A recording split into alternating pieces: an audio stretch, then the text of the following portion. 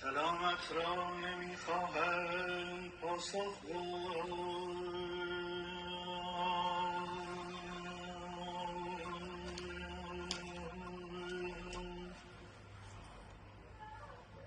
سرها در گریبان است، سرها در گریبان.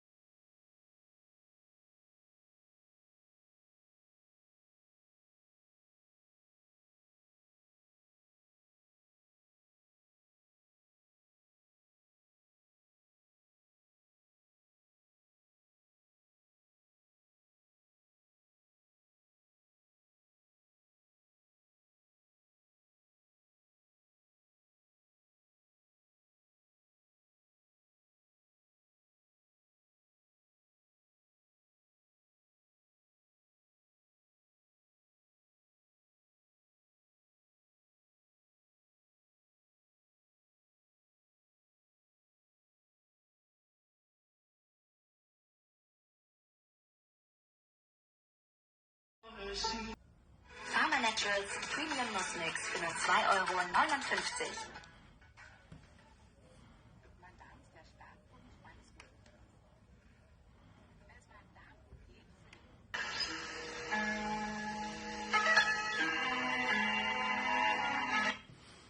سەرەتایەم دیبەیتە پێشکەش بە کەسانێکە لە توو لە ئەم تاریخە لە داوە جەهەنەمیانە سزادریان ئەحمەد موفتیزادە ئارامە کۆمەڵەی مارکسی لنینی فواد مستەفا سوڵتانی اسماعیل ئاغا سمکۆ و تەمام ئەمانەی کە لەم جەهەنەمە کە ناوین لیاگە سەرزەمین و کوردەوار وەختێک نفڵەکریان جەهەنەمیان نەیانزانی چه اتفاقی کەوتە. شعرە مهدی ئەخوانە سالس بوو زەمستانە است زستانە. ئێمە لە دوو جێگەی جۆرا و جۆرە دنیا دوو تەعبیرە جۆرا و جۆرمان لە جەهەنەم هەست. لە جێگەکە لە ساردا جەهەنەم زەمەحریرە و زمستانە. جەهەنەم جێگەیەکە کە هەوا ژێرە 70 دەرەجەی ژێرە سەفرە یەخبەندانە و سەرماز تا مەغز و تا مێشکە ئەسقوانت ئەسووتێنێ. ئەمە جەهەنەم لە جێگەکە لە گەرمە ئاگرە سوزانە. ئەما ئێمە نەواینە گەرما و نەواینە سەرما زاهرەن ئێمە هیچ تەعبیرێکمان لە جەهەنەم نییە، هیچ تەعبیرێک. مهدی ئەخوانە سالس لە گراگەرێکی بێژێت کە جەهەنەم حداقل جەهەنەم زستانی چۆنە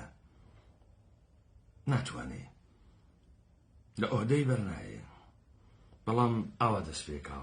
سەلامەترا نەمیخواهن پاسخ گفت سەرهاو دەرگەریبان است. سڵامەکانت جواب نادەنەوە سەرەکان لە ناوە یەخەکانە. وەگەر دەست محەبەت سووی کەسی یازی بە ئیکرا هاوەرەت دەست ئەز بەغەل بیرون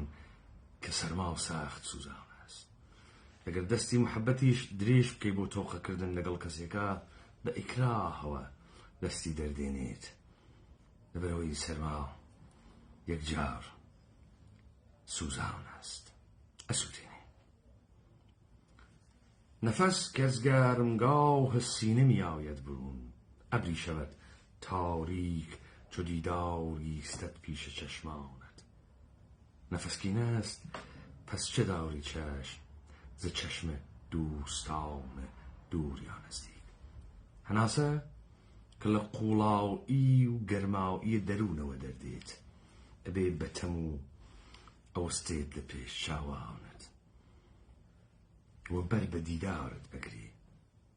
نەفەس کە هەواسە هەناسە کە هەواسە ئیتر چی چاوەڕوانەیەک دەست لە دۆست و ڕەفیق و کەسێکتر. هەر بەم سەرەتا مەبەستی ئەخوانە سالس ئەمەسە کە وەختی ئینسانەکان پەیوەندی ئینسانیان نامێنێ، وەختی ئینسانەکان ئەترسن و جەهەنەمێ دروست ئەوێ بەناو زمستان، ئینسانەکان لە یەکدا ئەبڕێن سڵاو یەک جواو نادەنەوە دەستە محەبەت ناگوشن پەیوەندی ئینسانی نامێنێ. ئەمە بەجۆرێک تعبیرکردن کۆششکردن هەوڵدان بۆ خەلقە تەسویرە جەهەنەمە کە دانتە لە کۆمەدی ئیلاهیە لە پەردەی جەهەنەمە و لە کتێوە جەهەنەمە بە باشی لە ئۆهدەی بەردێت، بە باشی لە ئۆهدەی بەردێت. و ئێمە ئەزانین کێی گەلن ئەڕۆنە جەهەنەم، جەهەنەم چۆنە. بەڵام ئێمە لەم سەرزەمینە کوردەوارە وەکو شتێ تەعبیرێکمان لە جەهەنەم نییە، وەکو شتێ نازانین چی جەهەنەمە. بۆیە دەستمان تا بینە قاقا ئەچێتە ناوە جنایەت، مێژوو ئەکوژین. بەڵام لەبەرەوەی پارۆنانێکمان هەست پێمان وایە دەستمان خاوێنە، لەبەرەوەی نازانین هەم جەهەنەمین و هەم واینە ناوە جەهەنەمە. لەبەر ئەوەی وەکو شتێ پێ بە ئێمەیان نەوتگە ئەم دنیا کتیا ژیان ئەکەین سەر ڕای ئەوەی کە خەریکین شت گەلێک ئەبیسین دەبێت مەجای وەستان و بیرکردنەوە و تێکەڵبوون و تێگەیشتنی گەرەکە زاهرن لێ تێناگەین. من سەرەتا وتم ئەحمەد موفتیزادە ئیسماعیل ئاغا سمکۆ وتم ئارام شاید ئەمانە هەر کامیان بە گوێرەی زەمان خۆیان سەر و گەردنێک ئەحمەد تەوفیق و تەمام ئەوانەی کە من بیستم لادران و پاشان اتفاقێک کەوت. من لەم ئاخێزە کوردەوارە سەربەخۆ هەڵگڕیامە و وتم یەک جەریان لەم سەرزەمینە لە دڵە کەشمەکەش و لە دڵە مشتومڕ کۆمەڵایەتی نەهات کەسە دەرۆ و هیچ کام لە ئێوە نازانن حزبی دموکرات چۆن دروست بوو، بۆ دروست بوو، چۆن بەردەوام بوو، ئەمانە چۆن ڕەهبەرن، لەکوێ هاتن. ئێوە لە دوورەوە دانیشکن دەسەزرانی وەکو جەهەنەمیانێک کە هیچێک پێیان ڕەبتی نییە، نە مێژوو ئەناسن، نە ئینسانە گەورە ئەناسن، نە ڕەوەند و پرۆسەسە اتفاقات ئەناسن، نە ئەزانن دنیا چ خەوەرە، برسیتانە، فقط برسیتانە. لە دوژمن یەک چ دەزانن، شەخصێت هێڵا بەدەست گورگێک برسی پەلامار ئەدا جمێن ئەدا تێڵای ها بەدەسۆ. ئێوە هەر کەسێک خوی ئارام بێت پێ بکەنێت نازانن دوژمنە. سادەیی، ساکاری، زوانە لادێیی، ئەستاندنەوەی کولتور، قەبارەی گەورەی تەمەدونی، خڕۆکردنی لە زمانێکی لادێئی بەرپەنگدراوە جەهەنەمی دروست کردگە. وەلێمە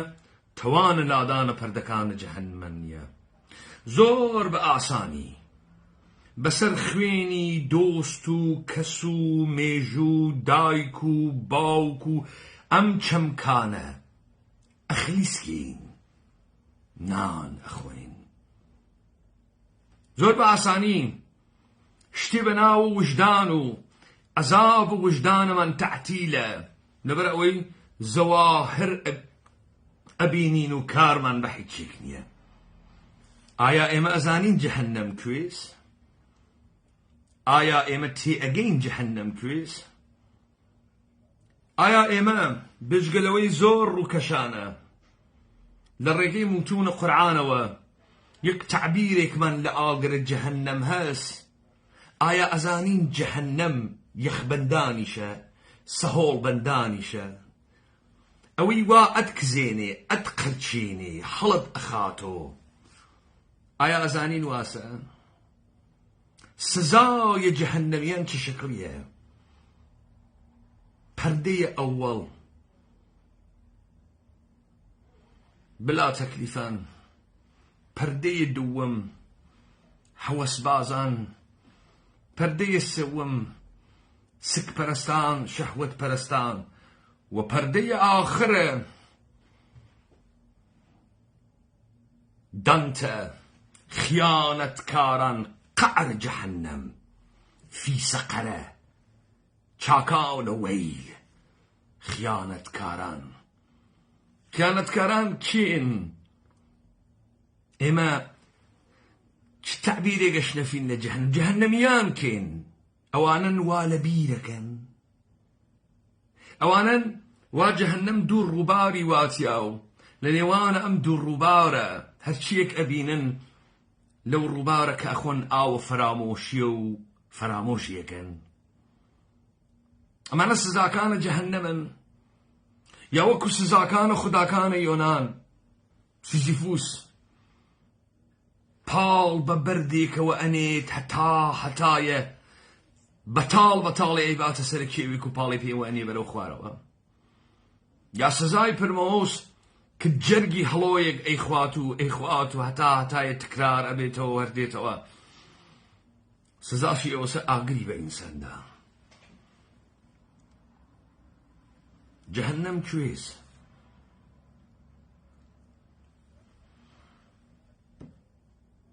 ئێمە چ دەریافتێکمان هەست لەوەی کە پێی ئێژین مێژوو کێ دروستی کرد بۆیە من وتم ئەوەی کە ئەمڕۆ تعبیرەکا لە دەستگاهە ئیلاهیاتی بەناو ئیسلام هیچ قابل باوەڕ نییە ئەوەی گزارشی ئەکات حاڵ و وەزع و اتفاق محەممەدە پێغەمبەرە ئیسلام بوو بێ یا پێغەمبەر بوو بێت یا ئینقلابی و منجی بوو بێت بۆ لەبەر ئەوەی تەواوە ئەوانەی کە تعبیر ئەکا لەو ئیسلامی ئێمەی ناسین لە سەردەمە محەممەدا نییە محەممەد نە خەلیفەی مسلمینە نە دەستگاهە شەریعەتی دائەنێت نە نەزم بەرقەرار ئەکات نە جێنشین دائەنێت بەڵام کێگەلن کە محەممەد ئەکەنە مەعسووم ئەیکەنە قدیس محەممەد خەیلی گەورەترە لە قدیس خەیلی گەورەترە ئەما چون تۆ درۆزنی ئەوەی بە عەقڵە ناقص خۆت و ئەوامانە و فاسدە خۆت ئەخوات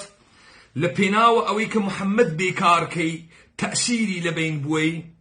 بێژی نە عەقڵی بوو نە ڕەنجی کێشا نە لەناو زامەکانە خۆی دەرهات یەکسەرە عەقڵی تەعتیلەکەی توێژی ئەمە کابرایەک بوو خوا مرسی بۆ ئەهەنارد خوا چووە سوراغە پێغەمبەر یا پێغەمبەر چووە سوراغە خوا ئەگەر ئینسان نەکۆشێ بڕواتە سوراغە خوا هەناردنە پێغەمبەر چه معنایەکی هەست چۆن تۆ ئیدعات کرد کە خوا چووگەسە سوراغە یەکێ مەعسوومی کردگە پاراستگێسی تا گوناح نەکا وەلێ تو گوناحکاری تو حەقت هەست گوناح بکەی بعد هاتی پەردەت لەسەری دانیاوتە عەورەتە خۆی نەدیگە کێ وتی محەممەد وتی یا چڵکا و خۆرەکانە دوای محەممەد وتیان کێ وتی بۆ ئێوە هیچ کامتان لە سۆنگەی ژیانە محەممەدەوە بە ئیسلام نەگەین بۆ گشتتان محەممەدتان منفعیل کرد فڕەتاندا ووتتان بچەسبینە کتێبە قورعان بۆ مەگەر محەممەد وەختی وتی قل هو الله ئەحەد تمام عرب وتیان ئەستەغفر الله ئەشهەدو ئەن لا إله إلا الله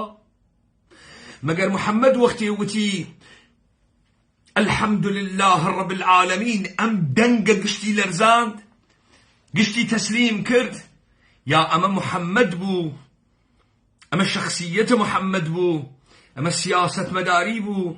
ئەمە ئستراتیژیک بوونی بوو کە توانی مەتنە خۆی دنیای خۆی قیامە خۆی سەرخات ئەی بۆ هەمووتان کرد بە موعجزە هەمووتان کرد بە درۆ و دەلەسە بۆ محەممەدتان منفعیل کرد محەممەدتان کوشت تا دەستگاهە دەوڵەتیە خۆتان دابنێن کوشتتان لە کارتان خست بەناو قدیسە خوداوەند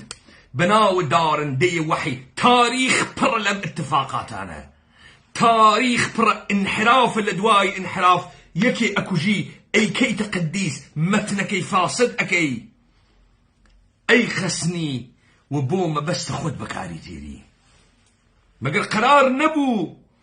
قرار نەبوو ئەگەر ئەکتە محەممەدی بکەی محەممەدی بووی ئەی بۆ ئێوە کۆمەڵێ منفعلە فاسد تا بوونە دەندان فاسدن بۆ بە 1.5 ملیۆن نەفەر فەساد لەسەر و کەللەتان ئەڕواتە سەر و تێتە خوار بە حەیاتی ئوممەت نەوگن بە حەیاتی ئینسانە جەسوورێکتان تیا نەبوو بە حەیاتی دنیاتان نەگۆڕا بۆ محەممەدتان حەزف کرد بۆ دانیشتنە درۆ دەلەسەکردن تەحتە ناوە پڕتۆک 250 ساڵ دوای مەرگە محەممەد شەریعەتتان بە تەقلیدەکێ هاورد بۆ لە قەرنە پەنجم و دانیشتنە تێئۆریزەکردنی خلافەت بەناوە ماهوردی بەڵام هیچ کامتان نەیتوانی ساتێ کاتێ لەحزەیە گزارش لە حواڵاتە محەممەد بدات دلیلی چ بوو بۆ تۆ کاکی موسڵمان بۆ تۆ نوێش خوێنە دەست نوێژگێرە خیاڵ ڕاحەتە تەزبێحان کرد كأروي بولا إخوة ومحمد شفاعة دكا لحظية فكرة كد محمد شفاعة دكا واقعا أيكا كيفيتي وت ملاي مزقود أوي سلفتري بي أدي أوي زكاتي بي أدي أوي وا حقوق أوقاف قريت أوي وا ملك وقفي أوات كيفيتي وتو خيال راحت شفاعة محمد أدقريت وداني الشتباي درو دل سكانيان بيك برسيار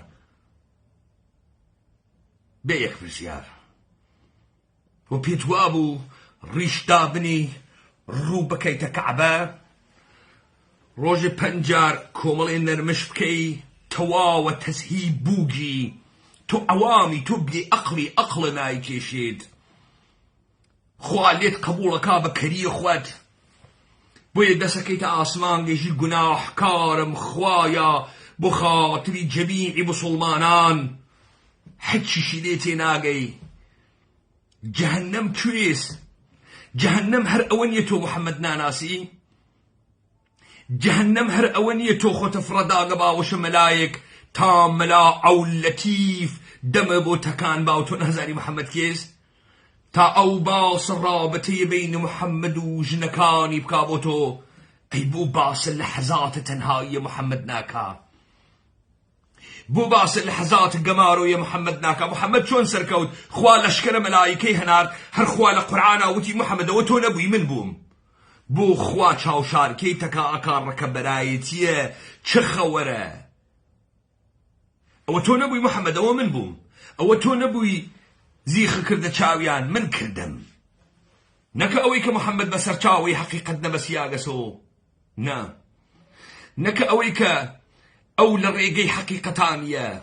نا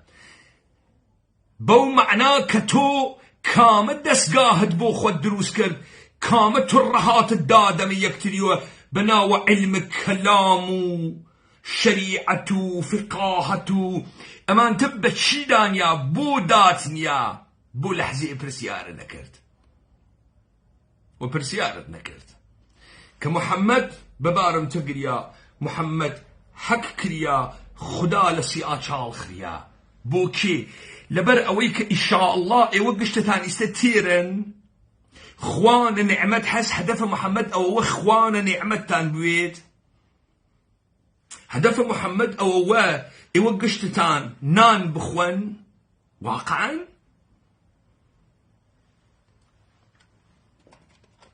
اهداف محمد شبو طبيعة لقرا گزارشك نادري تازه تقيسر ماندي نظرتان چیه بو تکفیر نظرتان چیه چه قشنگیکه نایزانی هر تو ایزانی به تزبیحک تو هر تو ایزانی به مهزرکی سر تو 12 سال اروی خزعبلات فیر اوی تا خزعبلات کی تکلی سر انسانانه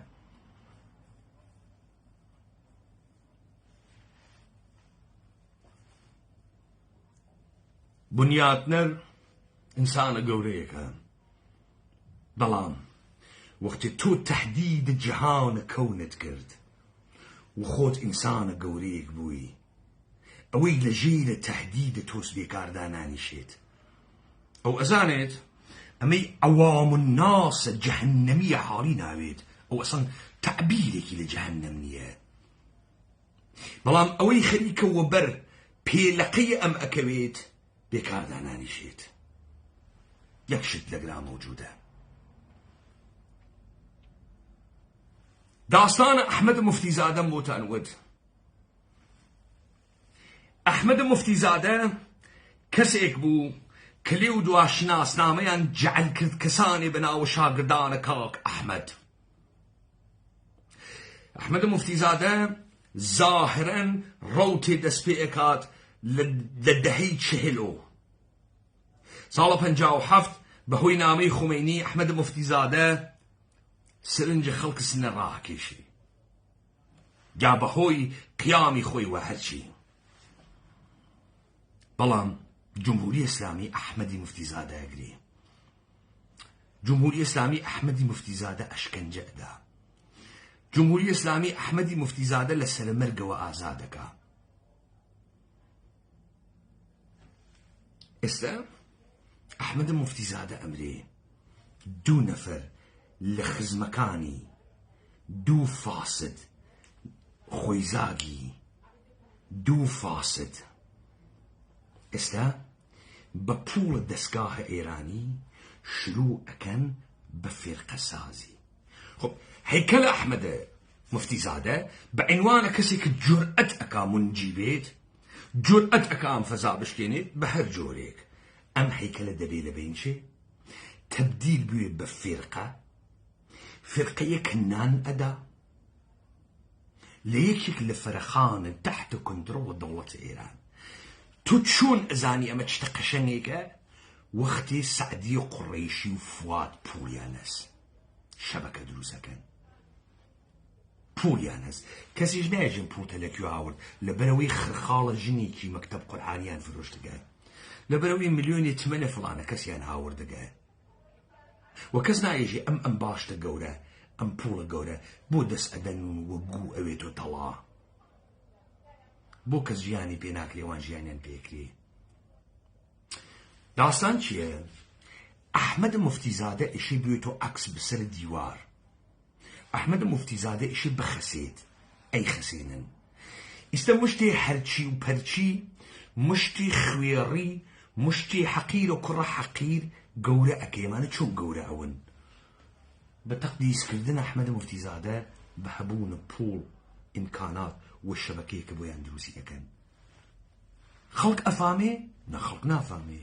خەڵکێژێ برسیمە، نان ئەخۆم. خراوە دەستیان خستکە بە سەرمانە نانە فەقی دەدەن؟ ناخراو نییە، چون تۆ فقط ئەمە تێگەی، فقط ئەمە تێگەی، تۆ فقط نیازە خۆت تێگەی. لە ڕۆمانە براکانە کارامازۆفا لە پەردەی مفتشە ئەعزەم لە دەورانە ئەنگیزاسیۆنە کلیسای کاتۆلیکا لە ئیسپانیا، ئیڤان بەرامبەر بە ئالیۆشا باس لە شعرێکەکا کە مەسیح بوو جارە دووەم لە شارە سڤیل لە قەرنە 16 ظهور پێیاکە. خەڵک طبق عادەت گول، برسی، کوێ، نیازمەند، دەسوە دوعا، سوالکەر ڕوو ئەکەنە مەسیح. مەسیح گول خاسۆ ئەکاتۆ، کوێر ساقۆ ئەکاتۆ، کەنیشکە مردگێک زیندوو ئەکاتۆ. و خەڵک خەریکە ئەوێنێت و ئەگریت و ئێژێ هاتەوە خۆیەتی هاتەوە، یعنی خوا هاتۆ، یعنی مەسیح هاتۆ.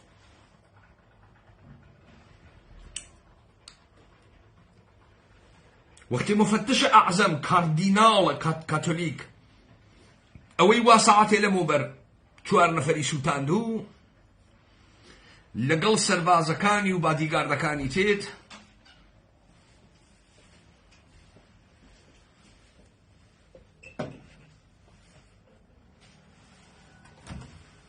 ئەو خەڵکە گشتی ئەڕواتە کەنار. ئەم خەڵکە کە گویا ئێشێ عاشق خوا بێ، ئەم خەڵکە چاوی ئێشێ بۆیە گەرەک بێ خوا ببینێ، ئەم خەڵکە ئەم لەشە گولە، ئەم ژیانە کەسیفیە بۆیە گەرەکێ ساق بێتۆ و ئاخر نەهایەتی شێوەیە پرفکتە لەلایە خوابوونە. ئەم سەخیفە بێ ڕۆحە ناگەهان لە بەردەمە مفتشە ئەعزەم ڕێگە ئەکاتۆ مەسیح بە تەنها جێتێڵن. لەبەر خۆیانەوە حتممە نێژن دێ ئەوە خۆی خواست فریای خۆی بکەوی. دێ من چی بکەم؟ دەسم بێتە سەڵاتە من کەرێکم نافامم. دێ من بوو بمرم خواوا لە پاڵی دەستی ها با خوا خۆی حەق و خۆی بسێنێ.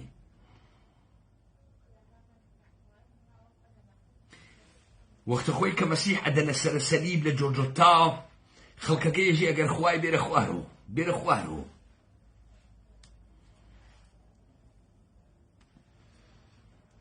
خەڵکەکە ئەمانەی پێیان ئێژن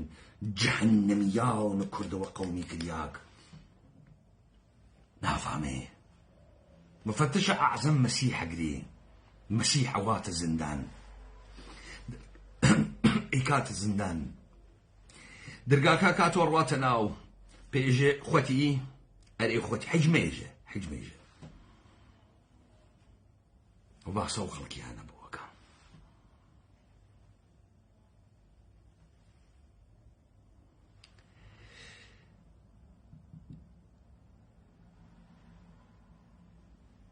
إيوة أزان دسكاي أمنيتي شون كاركا إيوة تهديد أناسن إيوة قورن لناو خوتان أناسن يا خوتان بيتروس خوتان بي أقلا خوتان بي أحمقا أصلا إيوة كرن لسرتان ناكوي إيوة كرن ولسرتان ناكوي تو خد إعلامكي كري خد إعلامكي بسوادي أحمقي ناداني بياغني قايرياغي حزاران صالة بردي أمقسان بوكي لبروي لسرنا كفي لبروي بيجي بو دي من بو أو خوي خواز بابيكا تو أزاني بو فؤاد مصطفى سلطانيان كشت أزاني بو آراميان كشت تاكاكنا والدربيت نازاني چون اوان خوان وتيان شهيد آرام وتيان شهيد فؤاد مصطفى سلطاني شهيد أحمد مفتيزادة بباور كي بباور بيرواني كين كاميان أتوان ساعة لسر شخصية كاورا هدف كاورا ورسالة كاورا قصد كان كاميان أي شون مكتب القرآن أحمي مفتزاي كش توي قلو كرد أي شون دركوي تو فرجيري رد بولك ناقري نايجي لكوهات ولا أوجني لو جيجو أو هاتو ودو مليار ديدا واقعا جني لجيجيك أو هاتو 2 مليار ديدا يبوني دا وكاك أحمد يبوني دا وكاك أحمد بدايوتو بوتو كاسبي في أكري مجوزة في أكري أوني معلمي كمان أجيري تخوات خوات كري يا ديگران بكرزاني يعني تو أمبازية نازاني دولة إيراني دولة موقعية بسزاكان إيراني بيمان حيدري خوي ميجوي تاريخي موقعيتي هموي نابود كرقا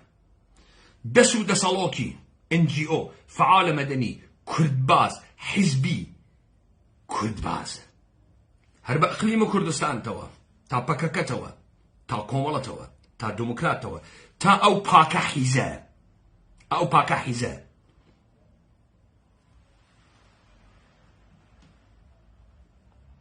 تا حيزا كان اصلاح طلبين واصول قراي والدحيز موقعيته بكيفريان إيراني لمنطقة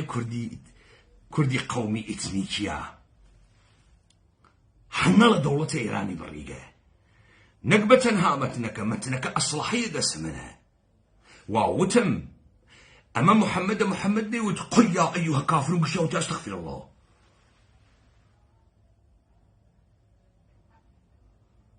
وانا بو قرآن خينو بخص ناكوي حجزورك حتى بياني برون أمة مسلمان قرآن خينو لبرامبر إسرائيل ولأما صلاح الدين أيوبي له أورشليمي رزقار كرت صلاح الدين بو جنرال جنگاور استراتيجيست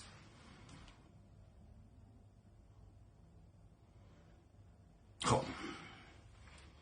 چیان کرد و قرآن و محمد و جا محمد هیچ کاراست اما کار خواو بو کلام خوا بخینو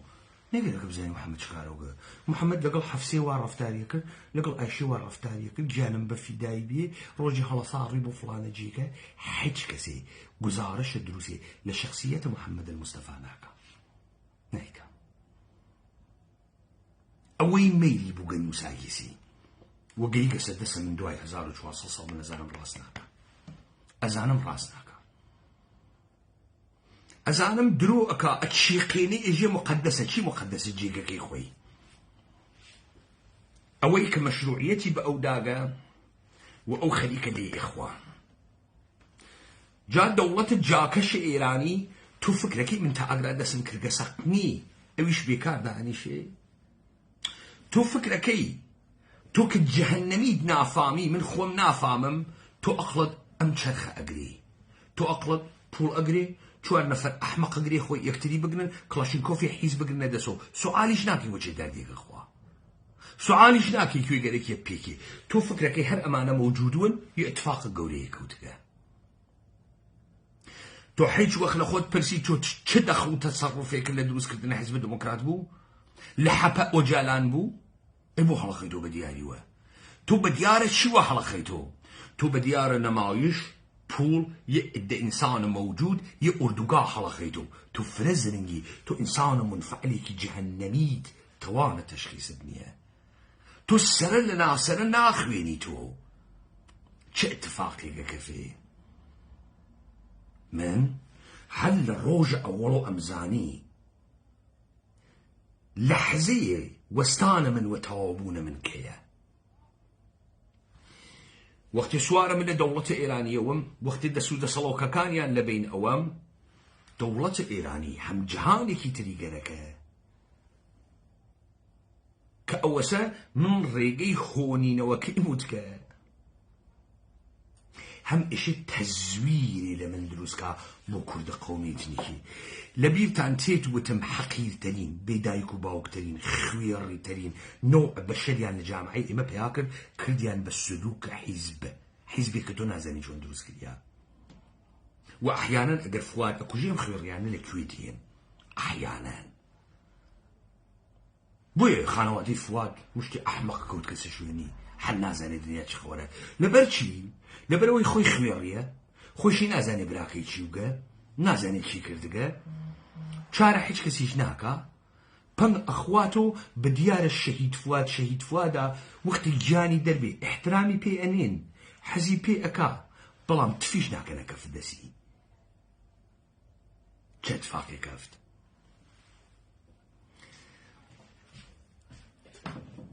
من نە لەسەر نەفەر حەساوم کردو نە پێم وابوو بە تێعداد دەوڵەتە ئێرانی ئەڕۆخێ بە زۆروبۆرە کەر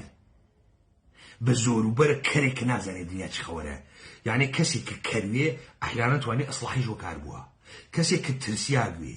تەجاوز پێکریاگوێ ئەحیانەن شەهامەتیشی هەست یان من فکرەکەن ئەمانمە نەهێزانی و من نەمەزانی لە ڕۆژە ئەووەڵۆ ئەوەی تێئێژی سەلام و عەلەیکوم بە احتیماڵە فرق گەرای مستەقیمە نەهاتای ئەمنیەتی ئێرانە نەهاتای ئەمنیەتی ئێران چی شکلیە من ئەگرێ شکنجەکە نەهاد ئەمنیەتی تهدید بە فرسەت تەبدیلەکە ڕێگەی ئاخرە من چ بوو بارها پرسیان و من ئەوە بارە ئەوەڵمە خەریکم قسەکەم وتم دەوڵەتە ئێرانی حتا من مابم ناوێری دەستان بووە دەوڵەتە ئێرانی من زمانێک لە کارەخا کە هەیکەلە سیاسیم لە کار بخا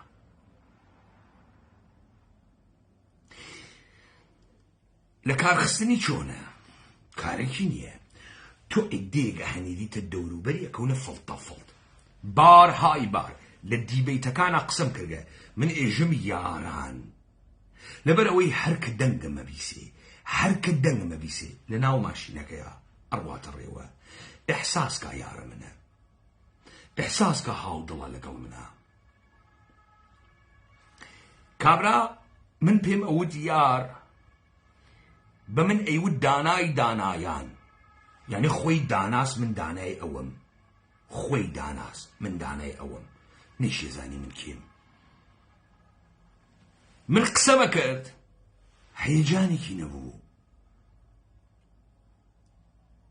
بابا تۆ لە مقابڵە گۆرانیە خۆشە لە مقابڵە شوورە ئەها مۆمنتێ پێ دەستدا کورە تو بە ئەندازەی گوێرەکەی تەکان ناخۆی خەتەرناک تۆ فکرەکەی من نازانم تۆ کێ هەناردەکتی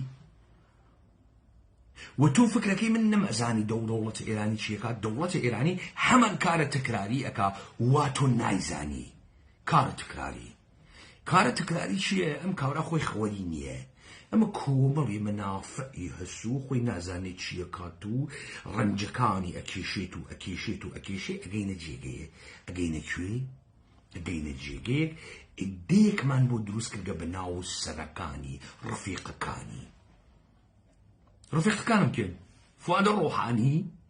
سعدی قڕیشی ئەمانە کێن خۆی زاگە ئەحمەی موفتیزان نزیکترین یارانی بوون واقعان کێژێمە دەیسە پوڵەکە واوە دەسە ئەوان و شۆراکە واوە دەسە ئەوان و مزگەوتەکەی فەیزاوە واوە دەسە ئەوان و خەڵک چڵکن وەکو خەڵکەکە بوو هاتوو زامی تیمارکە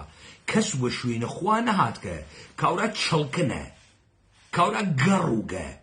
خوای هەرەوەنە گەرەکە گەڕیەکەی بۆ لابووە کاورا برسیێسی ئەو خۆی قبولی کردگە ئینسانە گەورەیەک نییە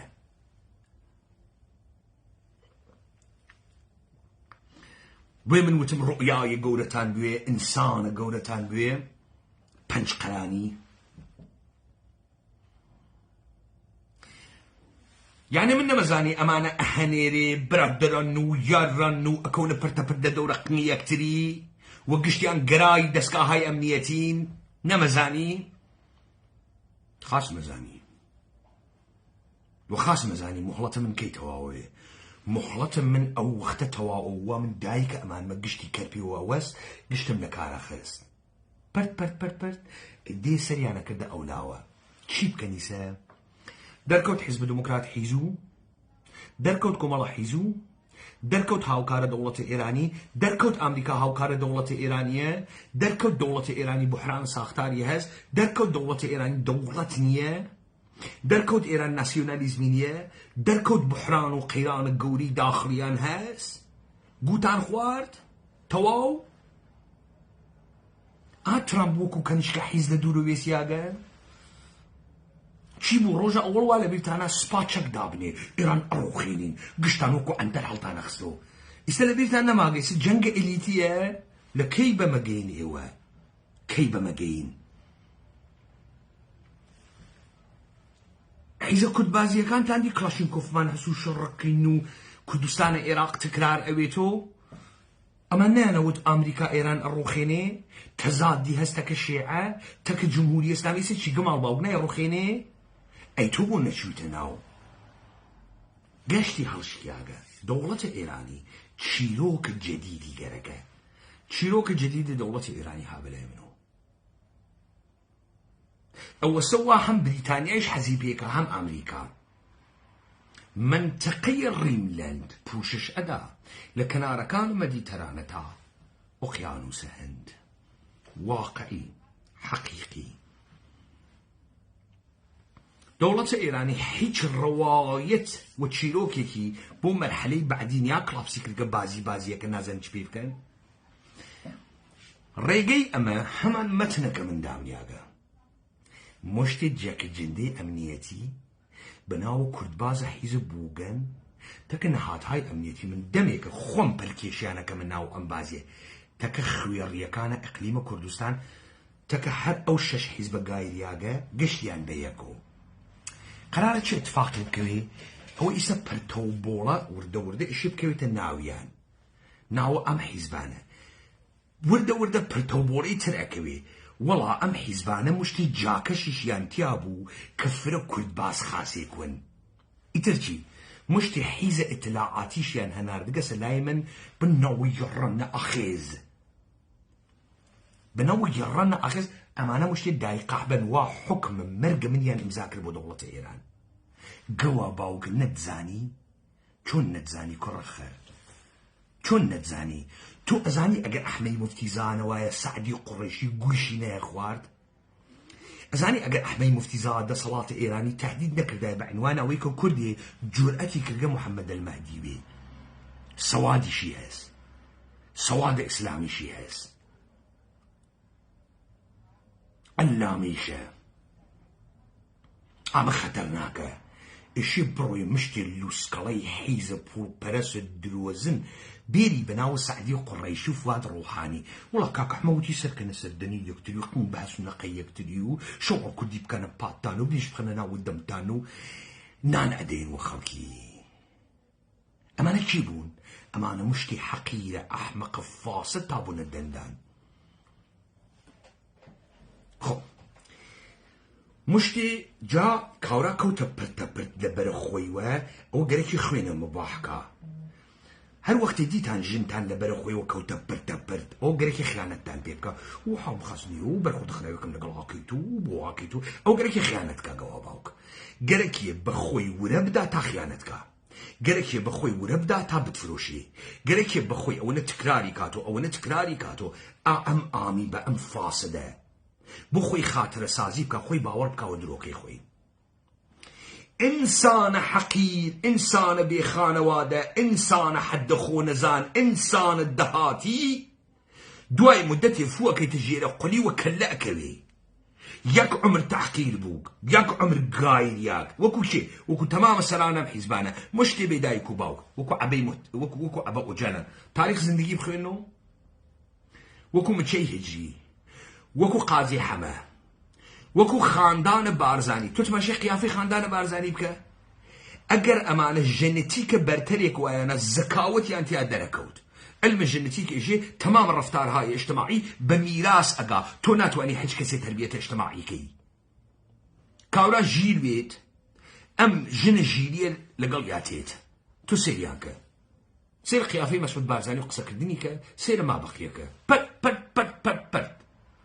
دیارە تۆ لە خۆت سوال ناکەی ئەم پەخمە بە ئەجدادە پەخمەوە چۆن سەرۆکە تەریقەت وگە چۆن خەڵکەوت کەسێ شوێنی چۆن بازی سیاسی خوێنگەسۆ ئەم پەت پەت پەت پەت کەرە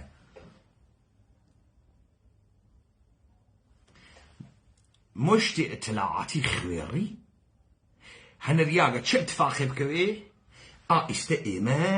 بیسینە فەرمان دۆزی و ئەم خەڵکیشە خۆکەرە خۆکاری نییە بەم شتانە خەڵک نانەخوا خەڵکەرە نازانێ وەختێکی حکمە مەرگە تۆیان سادر کرد ئەوان ئیمزایان کرد تا دەوڵەتە ئێرانی ئیسە پاکی کاتۆ کێ پاک کاتۆ پەیمانە حەیدەری پەیمانە حەیدەری خۆ مردمە کەرە خۆ نافامێ ژە قورئان زۆری فرۆ قورئان زۆری فرۆ یا محەممەد زۆری فرۆ محەممەد وتی قل هو الله ئەحەد گشتی بکەن وەی برار و تەسلیم واقعا دعوەتی نەکرد بەردی نەخوارد تەوتەئی باتڵ نەکرد اتفاقی نەکرد کۆچی نەکرد خەڵکی نەهناردە حەبەشە نەچووە شەعبە ئەبی تالب تەوتەئەکانی خونسان نەکرد نەچووە لای ئەنسار ئەمەدینە لەشکەرکێشی نەکرد چای بەدری دروست نەکرد سڵحی نەکرد اتحادە سیاسی نەبەست شەڕە خەندەقی دروست نەکرد کاورەیە کاولە فاسد سڵح حودەیبیەی نەکرد ئەمانە گەشتی بە منطق قدرت و ئەستراتیژیە جەنگ ئەتوانی بیخوێنیتۆ بۆ ناڕۆنە ئەم بەشە کشتێکن و وحی بوو واقعا محەممەد ئومی بوو ئەو منیش ئومیم محەممەد بە سەرچاوەی حەقیقەت وەسڵ بوو بەڵێ بەڵام محەممەد چوو بەرەو خوا نەهات بەرەو محەممەد ئەحیانەن محەممەد هات کە تۆ موسڵمانکە قەرارە تۆ فێرکا بەرەو خوا بڕۆی خوا نایە بەرەو تۆ ئەهەمیەتە تۆ ئەمەسە مشتاقی تەمایلت بێ بەرەو خوا بڕۆی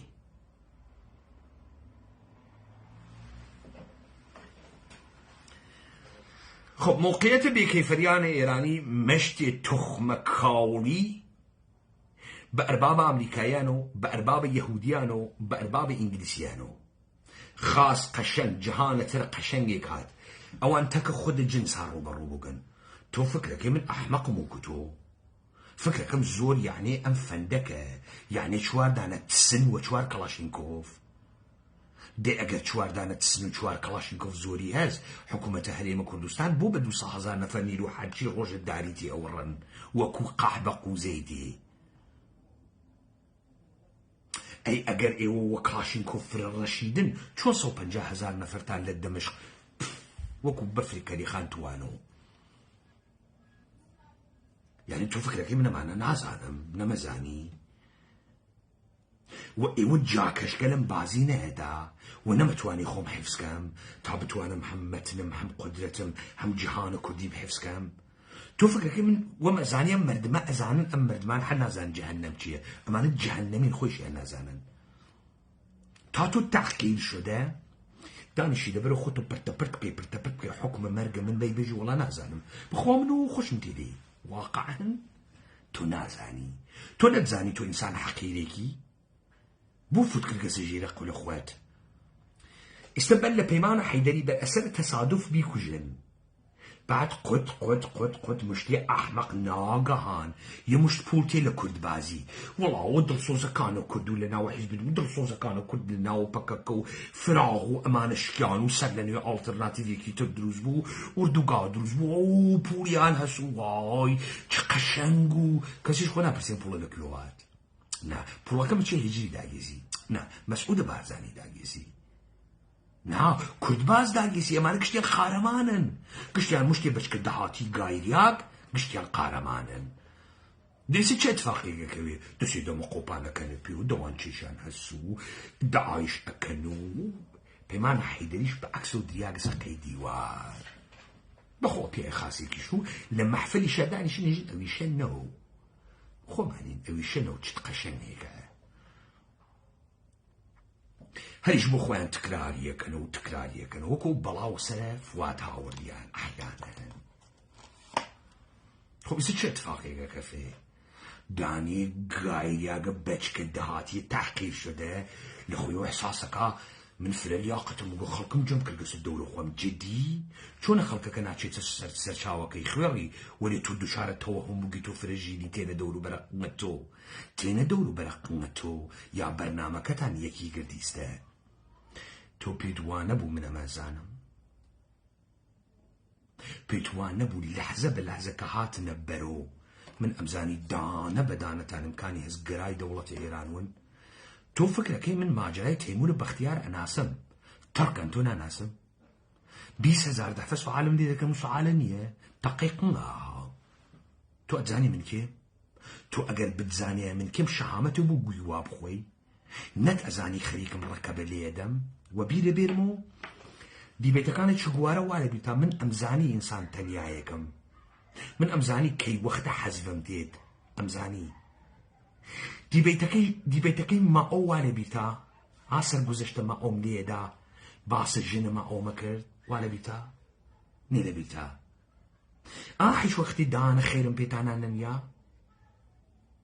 هیچ وەختی باوەڕم نەکرد هەموو توم هەڵم قسانە نییەی بڕۆ ئەموالە ئەو فاسدانە مسادرەکەن تۆ نەدەتوانی قنەتەکان بێ خوێڕی تۆ نەدەتوانی قنەتەکان بێ ئەموو تۆیە کە نەتوانی ئەموالە مفسدین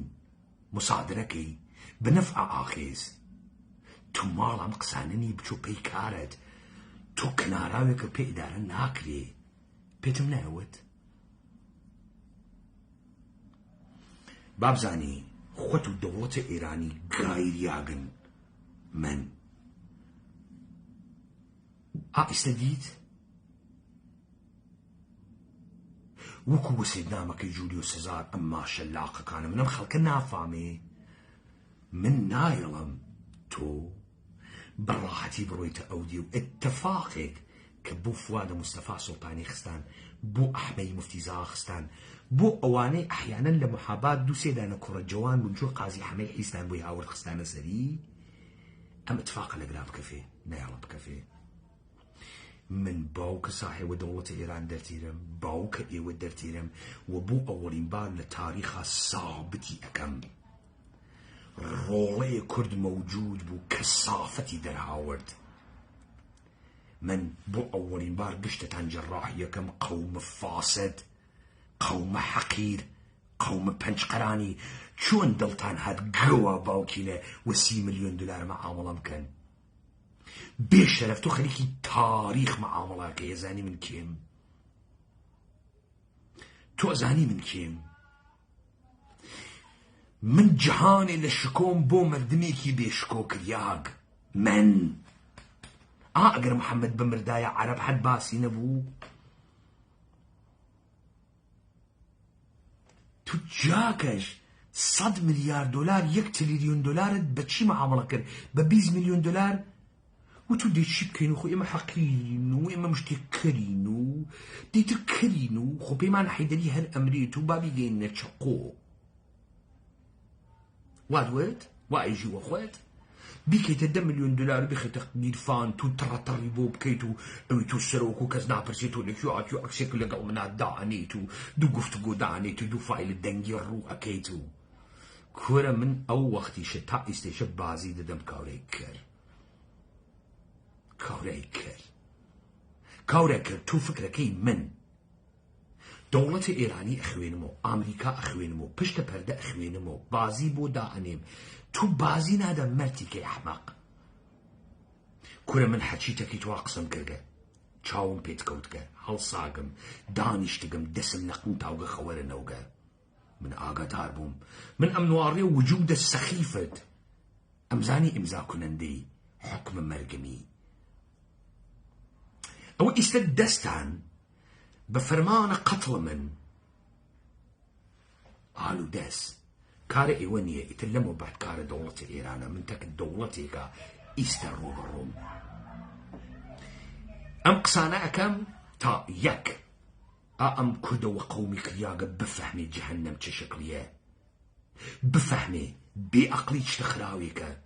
کەربوون چتە خراوێکە سەخیف بوون چتە خراوێکە تا قیامەت هەوسارە خەنەم بلێت ئەحمەق تو گەورەی خۆت ناناسی قدرت خۆت ناناسی تو سەخیفێکی خوگرتن بە ژیانە گایریاگ و خۆتی لە تۆ هیچ نایەتە دەرەوە تۆ هیچ وەخت گەورەی خۆت ناناسی تۆ دائما قیاسە بە گەڵگونتە و بە $100 لەبەرەوەی خۆت حەقیر زادە بچووک ئەوە ئەحمەقە بۆ سوارەکەن تۆ نافامی ئیستە لە جەریانە ئاخێزە بەم کارەی کە من کردم تۆ تاریخە ئەنچێ پێی ئێژی کوردبازی کاورەی فاسد بۆ دەرەکەوێ ئیستە خانەوادەی ئەحمەقە فوادێشێ بفەمن چیان کردووە فواد با بزانی من بە دایک و باوکم وتم دوای من ئەمانە بەم چێرە بەم ڕەفتارە ئەگەر من مردم کە ئەیان تۆپێنم ولی ئەگەر من مردم مەرگە خۆیان و دەوڵەتە ئێرانیم ڕقم داگە نەیەن قەداست بفرۆشن و هەواستان نەوێت ئێوەش هەڵۆخەن و فیلتان لێ بگرن تەک تەکیان خائن بە ئینسانە کوردی بە ڕۆحە کوردووە بە منن 1000 ساڵی تر کورد خاوەرمیانە ڕۆڵەی وەکو من نایەری تۆ حاڵیتان بوو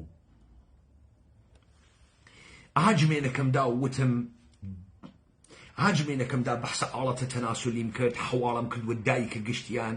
تۆ نەتفەهمی ئەحمەق من خەریکم چیەکەم تاوەکو محەممەدم پێ نەکەی تا نەمکەیتە قدیس من ئینسان و گوناحکارێکم لە ئینسان بوون خۆمام کارە گەورەمە کرد ئەو سەرچاوە حەقیقەتیشە پێی وەسڵم جبرەیلیش ناچفێنێتە ناوە گوێما درۆ نەکەی وەلێ ئەوێنم خاص ئەوێنم ئەوەی ئەوێنم کارە کتێو نییە چی ناوێنێ ئەوەی من تەجروبەیەکەم تەجروبەی درۆزنانەی هیچ لە عورەفا و ئەولیا و گوزارشە غەڵەتە درۆزنانەتان لە پێغەمبەرایەتی نییە کاو لە فاسد ئەو نیە بە قودرت و گشتانم ڕووخاندگەوە تا ڕووخێنم ئەم مەسیرە من هدایەتم کرد جاکەشەکانە کوردبازی گەوادەکانە جبهەی مقاومەت بێشەرەفەکانە سەر ئەقنەی یەکتری کرد باوکە ساحێوتانم گا ئیستە بڕۆن هەر گویەگە خۆن بیخۆن وا هەر کەسێ ئەم دەنگە ئەشنەفێ پێستان ئەگرێت و خوێنتان ئەکاتە شیشە باوکە ساحێوتان ئەگیێت تۆ فکرەکەی منم مەسیرمە نازانی من باکێکم نییە من چو ئیسمەعیل یاونم بی حەزەر بل چو إسماعيل آزادم زسر فارغم از ترا و از ریا قل تعالی و گفت جانم رو بیا تو فکرکی ولی باب بزانی من انسان کردی پیم بری اخوارد پی بکنید پیم بری اخوار داستان آرام تکرار بیتو پیم بری اخوار داستان احمد مفتیزاده تکرار بیتو انقطاع علم تاریخ کثیف ایوه بکم تام خلق بزاني وقتی وتم مشتی تحقیر شده گایریا دهاتی بدایک و باوک بعنوان السرب ایوه معرفی کریان اوسه مشتی هشویاگ مشتی گایریاگ مشتی حیز ناگهان فشی تیهوی فکرکا گویکه هایت من بند شهوت نبوم حواسم بو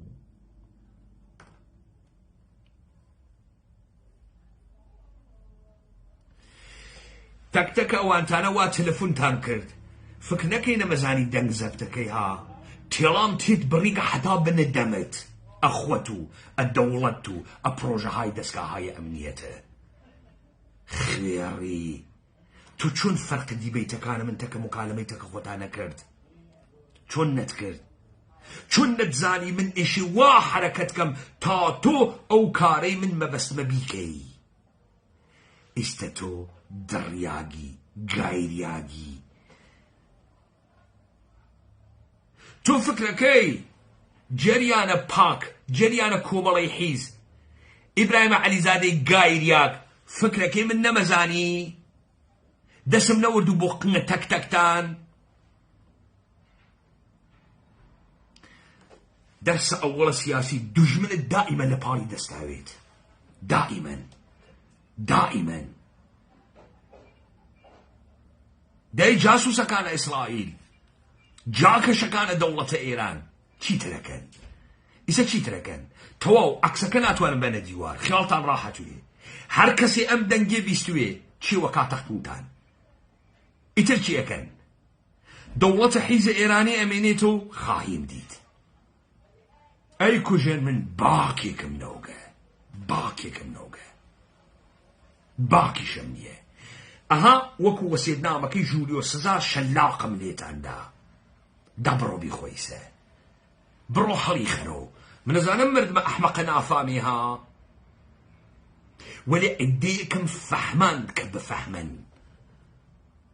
و بەڕاستی کوردبازین و دڵمان ئەسووتێت و چووگی خۆمان فعالیەتمان کردگۆ و نییە چووگین ئامانە سەنگە خێری کردگە 10 ملیۆن دلار واقعاً تڕکەن وەکو عەبەوجەلان واقعاً ئەمە لە خۆی 10 ملیۆن دلار خێری کرد و کورد دۆسۆز مەوجود بوو ئێوە سەرتان کردە قنگی یەکتری و تسیان و ناگەهان گەورە بوون بە ئەم خەڵکیشە خوکاری ئەم خەڵکە نانخۆرە و مشتی ئەحمەقیژەکەوێتە دەوروبەرتان و پڵاو لێ ئەدا کورد بێشەرەفگەل ئێوە ئەزان خەریکن تەمەدونێ لەبینەوەن ئەزان چ جنایەتێکەکەن ئێوە گەوا باوکینە ئەزان چ جنایەتێکەکەن تو بە جنایەتە خۆت ئشراف هەست قەح بە باوکە گایریاک یا لە هەوڵە 10 ملیۆن دلار واکەوتکیتە ناوت دیک هەر خۆتە فەرامۆش کردگە سغارەت و حقارەت و تەحقیل تاریخی و عەقڵ نەداشتە و شەرەف نەداشتن گەوا باوک بای کردگە سەقنە بێژی وجودێکیش هەست لەم دنیا ئیسماعیل ئاغاسم کوشتان وا کوشتا خاڵ و قوربان ئەحمەدی موفتیزادەیشتان وا کوشت ئێوە نافامن چۆن کاورا ئەکوژن نایفامن چون فرەکەرن نافامن خۆتان فرەژیرن و فرەقنتان بوویتێت و ئەرێ فرە قارەمانن کە مردمی نەزانێ جەهەنەم یعنی ئەمەی کە تۆ مەسئولیەتە خۆت نەگریتە ئەستۆ جەهەنەم یعنی ئەمەی کە تۆ لە خۆت سوعال نەکەی کاورا فوو بکاتە ژێرە قولێت و گەڵۆقنە خۆت نەناسی بێژی بەچیمۆ تەڕکەن تۆ وەختی ئەدوو مەتنە ئاخێز مۆم تۆ زانی مەتنە ئاخێز چییە محەممەد وتی ئەلەم تەڕە کەیفە فەعەلە ڕەبوکە بەئەصحاب الفیل کشتیاوتیان ئەستەغفر الله ئەستەغفر برارڕۆ وایان وەست یاوە زەبرە شەق و شمشێر و بەرنامە گەشتیانی تەسلیم کرد وتی شێژی ئەشهەدو ئەن لا ئیلاهە ئیلا الله وەشهەدو ئەنە محەممەد ڕەسوول الله ناوە دڵت گوینت بۆ مهم نییە ئەوە نییە تۆم شکاند بۆ مهم نییە وەلی تا من تێم و ئەڕۆم ئەو جۆرە ڕەفتارەکەی کە من وتم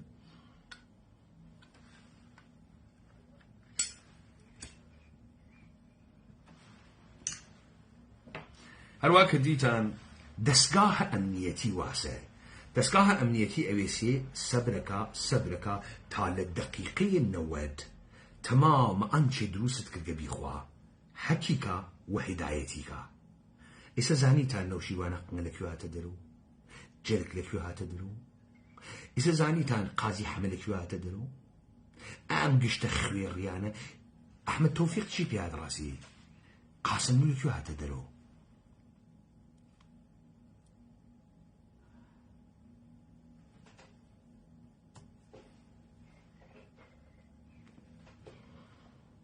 ئێستا زانیتان سعدی قڕەیشی و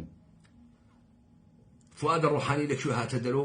کاورای کەرە ئەحمەقە مەکتەبە قورئانی و نەبخوار ڕانتمان پێ نادەن باڵێ کاورای ئەحمەق تۆ فکرەکەی من نازانم بازی ئەکەن وە تۆ منازم خرخالة دا سجنك وافروشنو جوان معلمة أحمقة أقلنو تو نايجي أم دونيرة كرا بشي أون أم دونيرة كرا نايجيت فكركي وخرخالك دستو أم اتفاقات أنا كفي زحمة فريكي شنو جالو باليش أمانقلنو واقعا تاتو باوركي واقعا تلاشيكي جاكي لم جلسات القرآني مكتب القرآني داني شيق ساكي باسي شيكي إجماع طلي مهدية الزهوركا وكو كاك أحمو يكي لناو تانا جرأة كابيوتو كاك أحمو تبي كان منايكن بوكو تبنى كاسبي كردنو بنيشت فروشتنو معلمية دولة إيراني بوكو تبنى وكارجتان معلمن إيوش شاگردان أحمد مفتي زادن برون استغفار كن برون جير دوش آو سارد بگرين استغفار كن بو قبول ناكن وكو من گناح كارن تارزگار بون قبول كن گناح كارن فضل مفروشنو خيري خراوة أداي إنسان باكو منزه دربيري دەری مێرە ڕۆژگار بێشەرەفانە کە شەرەف دەنوێنن لە جای شابازان کۆرکۆرەوازان حاڵیتان بوو؟ لە جای شابازان کۆرکۆرەوازان حاڵیتان بوو؟ تاریخ پڕە لەم پەردەگەلە وەیوە پێتان وایە من پەردەگەلە نازانم نەمەزانی؟ هەر لەوێ بزانە چارە من ناکەی و بازی بە ئەم پیچیدەگیمە لەگەڵ تا بازی کرد جاکەشە دەوڵەتە ئێرانی بڕۆ دیبەیتەکانم لە 10 ساڵە پێش و کۆدەکانی یەک لە دوای یەک تەماشاکە بزانە زانیم یا نەمزانی بزانە وەختی تەلەفۆنتانە کردانە دانە هەواسم بوو یا هەواسم نەبوو بزانە وەختی چاوم پێتانە کەوت چۆن بامە کردە ژێرە قوتان و تۆ دووچارە تەحلیلە غەڵەت ئەوی کاورای کرد حكم مرق من مزاكي سخيفة جاكش قرقتو 20 مليون دولار بيخوي خيال خود راحت كي كرد حتى نابود كي سرزمين كردوار بيت دسم مشتي قوا باوك اي جنسية هندي يهودية موقعية بسزاكان ايراني سق بابا قحب باب تو فكرك اي جنسية وقدرت والدسيا بالراحتي ناتواني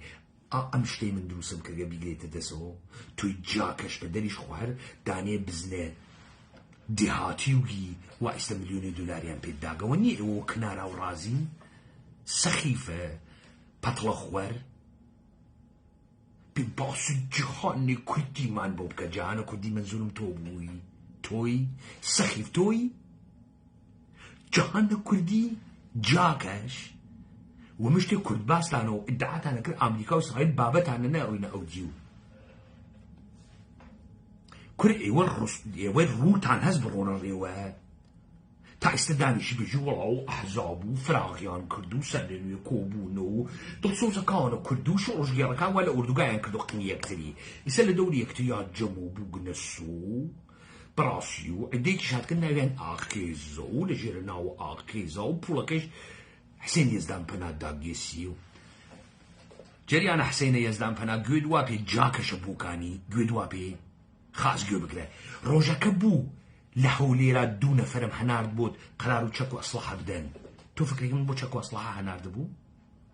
من نمزانی تو خلیکی چیقی و تو نرکان نهاتن زنیان داوتیان کاک بیمان بیوسینتم نبینو من هرگرکم بو بزانم داستانك چی شکلیه تركن جاكش فوت وجير قلت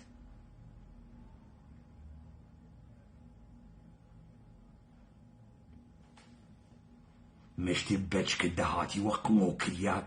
بوكان ايوه كين لبوكان افكر كان خيري مهم بوكان وقلتك برومو سريا بوكان خيري مهم ايوه كيني واحد شي جاكش انا وتانتي تدرو ايوه ياك بياك تانتيا وناي حسن زيرقو اوش فكراك مظاهرا باحتمال فرلعي وناكا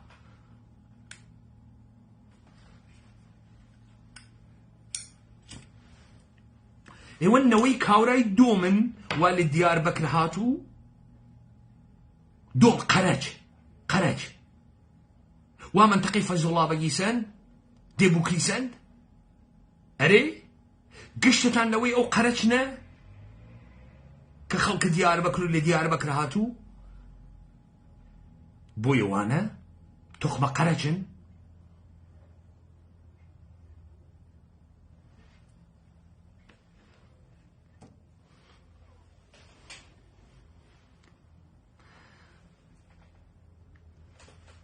با بزانن من دەوڵەتە ئێرانیتانم نابوت کردە ئێوە گەوادەکان هەتا هەتایەک لە بین چووگن حکومت دانە بە دانیشتان مەرگە پەیمانە حەیدەری دای مابم نەمابم گیانە ساڵم بە دەرناون مابم نەمابم ئەربابەکانتان گیانە ساڵم بە دەرناوە بازی قەشەنێک بوو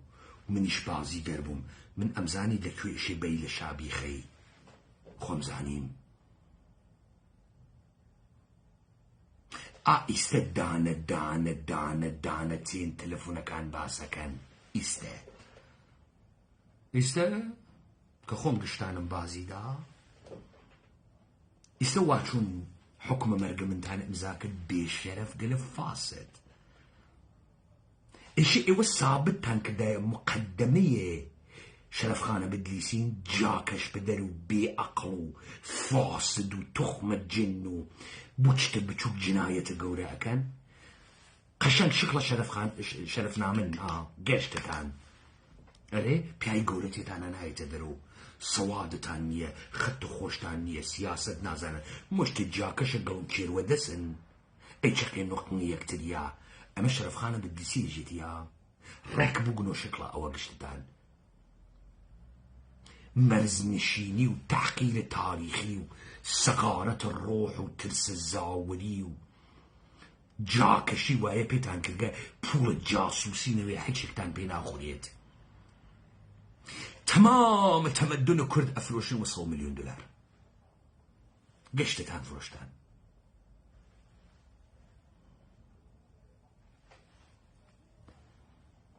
ئەو خەڵکی شەخ و گەورەی نییە خو بۆی مهم نییە و هەر نازانێ وا لە ناوی جەهەنەمە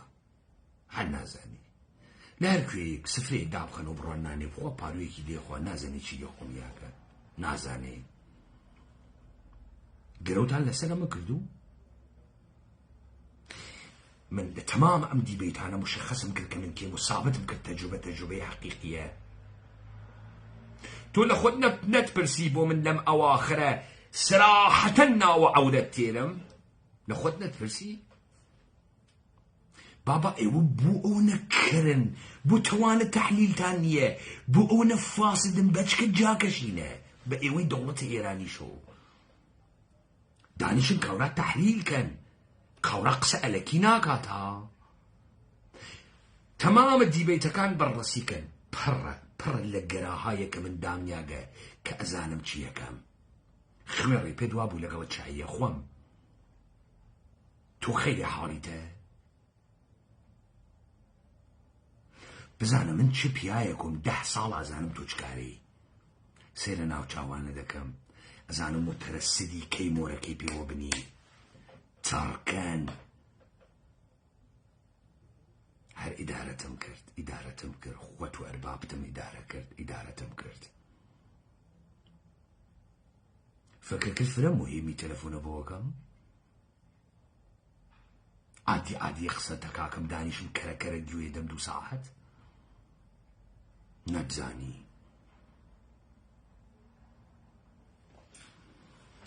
ئەمانە بۆ تاریخ ئەمێنێتەوە بۆ تەواو ئەوانەی کە گەرەکیانە مەسیرە تاریخ بناسن ئەمە بۆ تاریخ ئەمێنێتەوە وا مەوقعیەتە بێسزاکانە ئێرانی مشتی جاڵکی بێدایک و باوک بزانن تەکەکیا تەرەفن ئەمە جنسە واقعیە کەس حاڵیت بوو ئەمە ئەحیانەن ئیتر ئینسانێکی دەست و پێسواوە وەکو ئارام و وەکو فواد نییە لە حەدە خۆیانە لە دەورانە خۆیانە بیان کوژن خانەوادەکانیشان وتەمەعە ئەوە پیانێژن باریکەڵا چەپڵە بەن بۆ قاتڵەکانیان بۆ خوێڕیە بەرساختەکان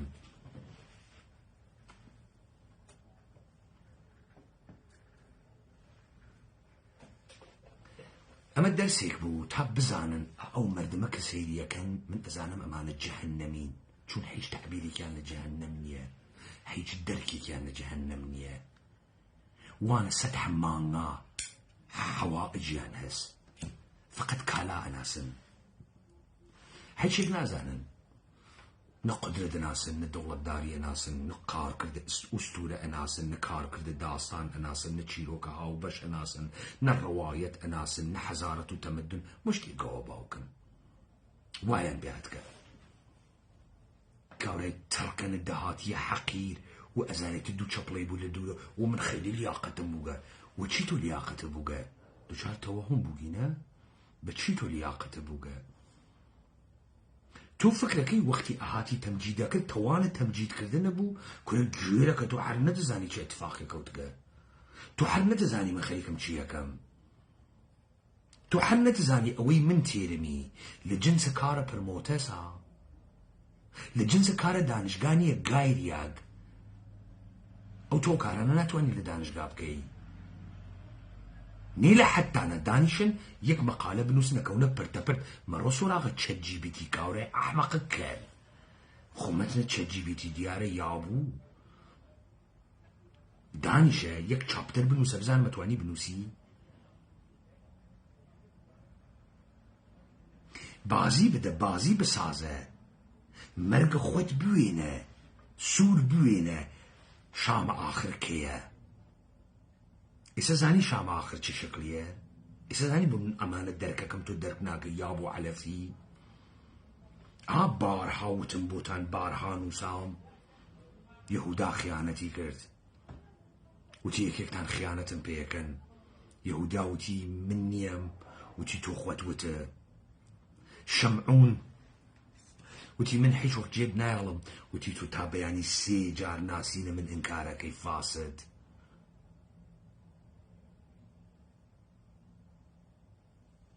یا بووی برسی تحقیر شده تو خوافروشی خوایان چاو پێکەوت لە ئیسپانیا ئەوەنە تحقیر بووگە ئەوەنە حەقیرە ئەم گەوا باوکە خۆی وەخۆی گرکە فەقە گولیەکەی گەرێکی پاک کاتۆ چی بکاتێ گولە چی بکا خوا ناناسی خوا خۆی یارمەتی خۆی بە کەس لەم قبوڵ ناکە ئەم جاکەشە هەر جنایەتێکەکات تحتە ناوە سەغارەت تحتە ناوەوەی کە کرم برسیمە دەی نازانم دەی بێ ئەقڵم دەی نەمزانیگە دەی وایم پێم کردگە و ڕاحەتی پارو ئەداتە ناو برنجە ڕۆندارەی خوا فرە ژیروم وەکو خولە سەنگاوی جاکەش وەکو یەکێتی جاکەش وەکو ئەو تاریخە لە ئەنفال و لە شکست و لە نابودی و لە هەڵەبجە خوڵقاندگیانە سیۆڵ بۆ زەکات و ڕەشیەکە وەکو فازڵ میرانیە جاکەش وەکو ئەم گشتە جاکەشانەی کوردبازە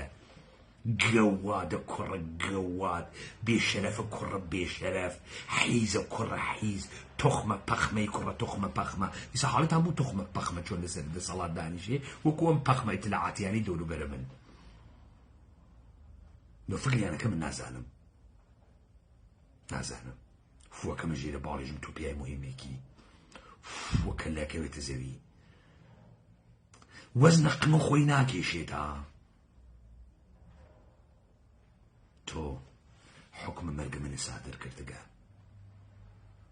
تاریخ حکمە مەرگە تەک تەکتانی سادر کردگە